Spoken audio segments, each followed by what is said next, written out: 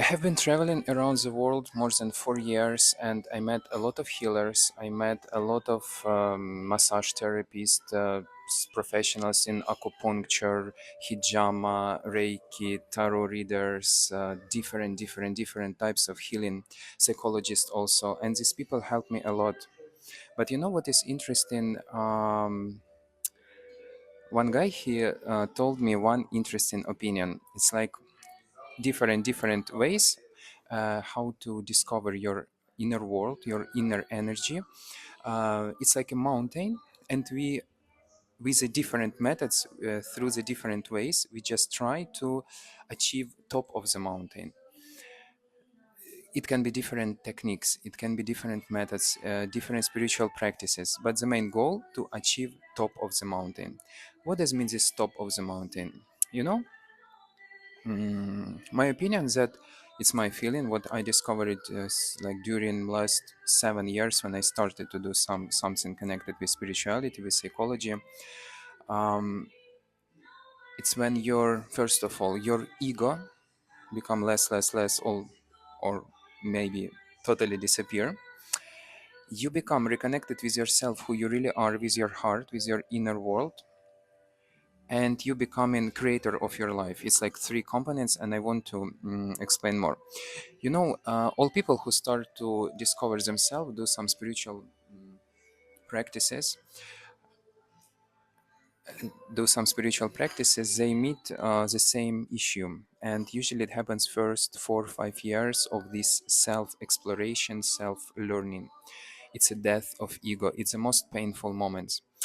You know, if you especially do it by yourself, like example, you want to improve your energy, you want to open who you really are through meditation, or you don't have like support or help from outside.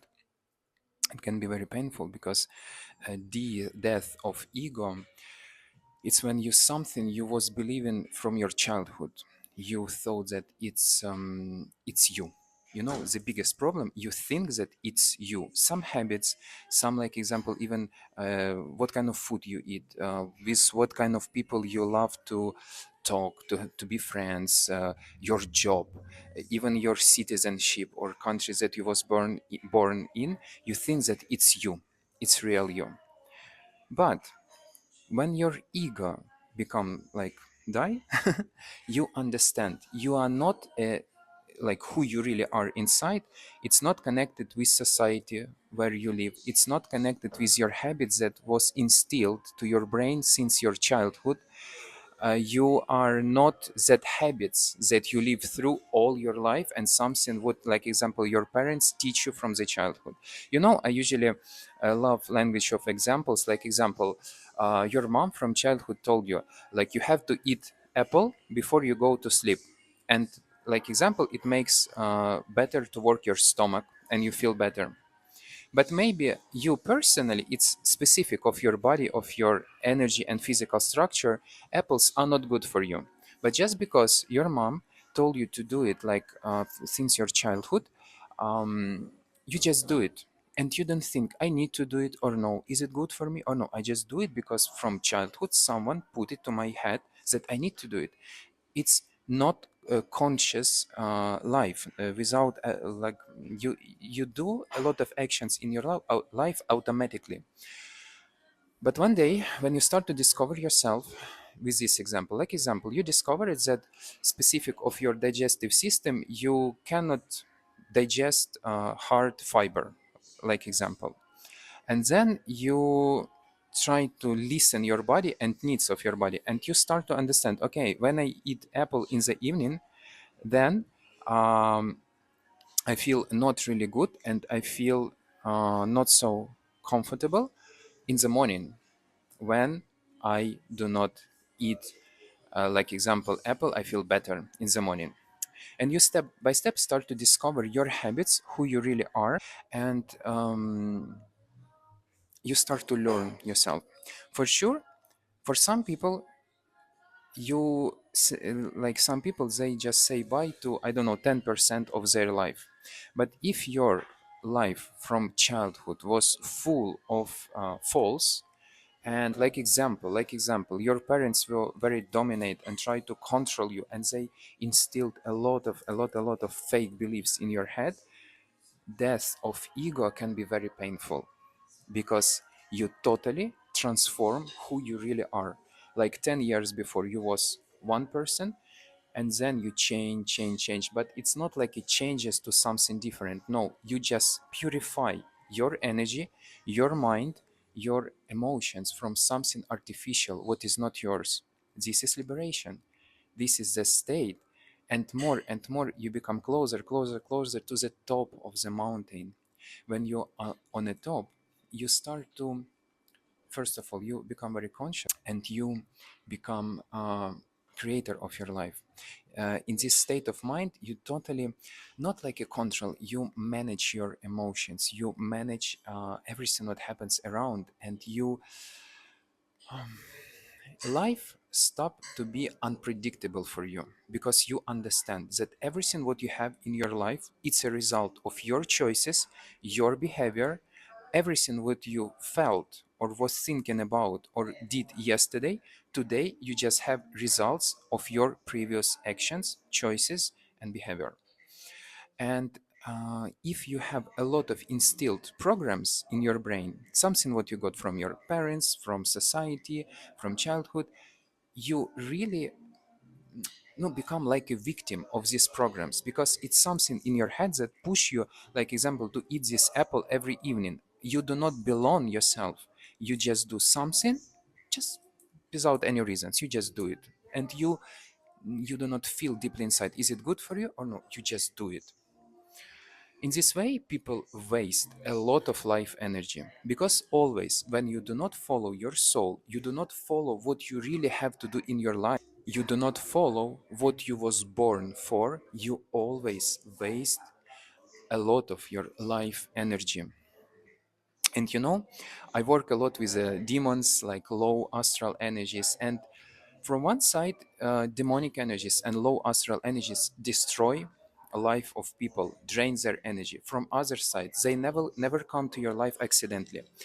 If you follow your life way, you do choices through your heart, through your soul, you will never attract like negative energies in your life, because you do not betray yourself. You always, when you in connection with your soul, like I call soul reconnection, you always feel what is good for you, what is not, what I accept, what is not, because I know who you are. I know who am I. You, after soul reconnection, you start to feel who you are. You are connected with your truth, with your real world, who you are inside. In this case, your intuition start to work very good. Every day you feel, okay, this is okay for me, this is no, this is good, this is no, and you all the time can do right choices in your life. And when you do right choices, you like automatically stop to do mistakes in your life, and you stop to do something that tomorrow will bring unhappy situations in your life.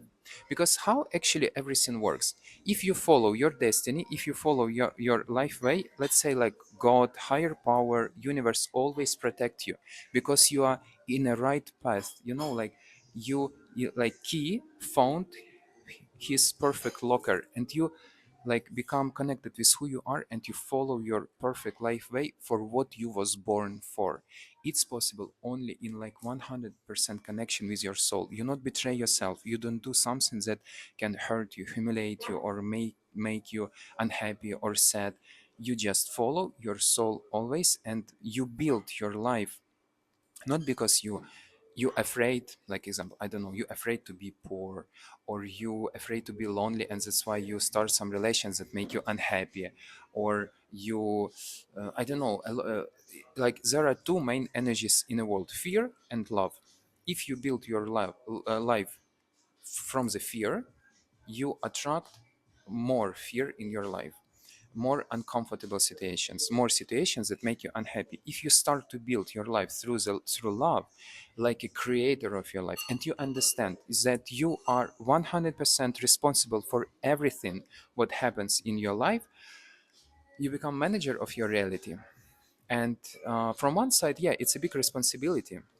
You can sometimes afraid like, wow, It's so big responsibility, and for some people it's so painful to understand that yes, 100% of everything what you have around you, it's a result of your thoughts, it's a result of your decisions, and there is nothing unpredictable. If you know, even when people broke bones or have some traumas or some accidents, it's not accidentally, it's result of some choices before or subconscious decision. You know, my favorite example, when when people subconsciously attract some diseases, like example, some old people become all the time like illness, they all the time have some illness, and children start to take care of old parents, like example.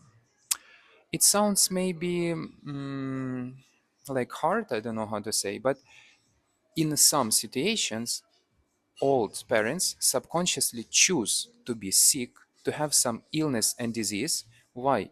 Because they feel lonely. Like example, they born children, children become adult, and they just want to like be free, like go out, left this home, build our own family, and spend less time with the parents.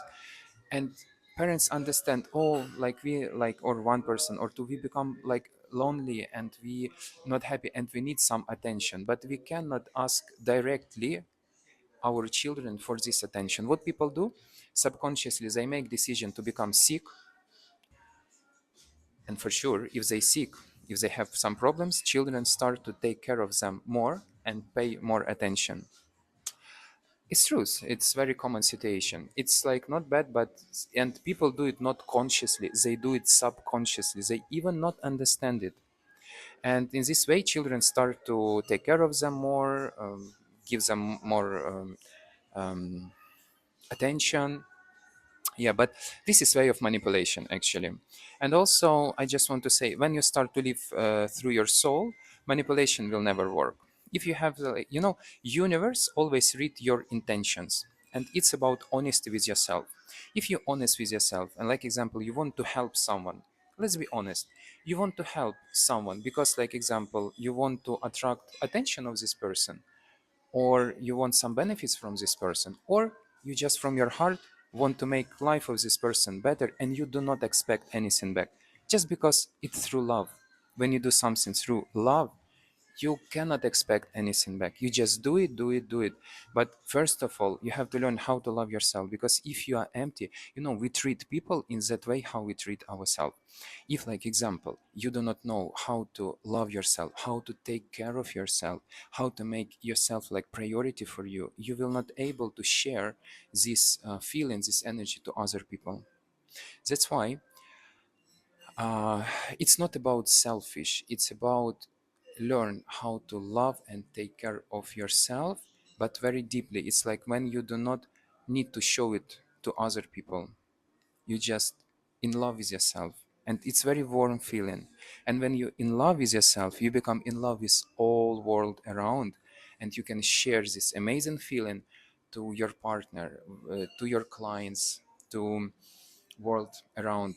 And this is very important component of happiness and harmony every day, because every day can happen something unpredictable, some stressful situations, something. But if you love yourself, you understand, okay, some stressful situation happened, but it's not a reason to be unhappy, because I so love myself that doesn't matter what happened in the world outside, I just want, I deserve to be happy always, I choose happiness. Happiness is a choice, love yourself is a choice. And yes, we have a lot of destructive programs that distract us from feeling of love ourselves. They, these fear programs, false programs, we have a lot, all people have different programs, but as more we purify our energy and our brain um, from these programs, and you back love to yourself, because we all were born full of love. But because of some a lot of circumstances in our childhood, some people humiliate us, our parents didn't pay enough attention, some parents were very strict and dominate and controlling, it killed our hearts, it killed our feeling of love. And the big problem is that a lot of parents, they born children, but they do not discover by themselves what does mean love. They cannot give love to their children because they do not have it inside. They do not know what is a taste of love, how it works.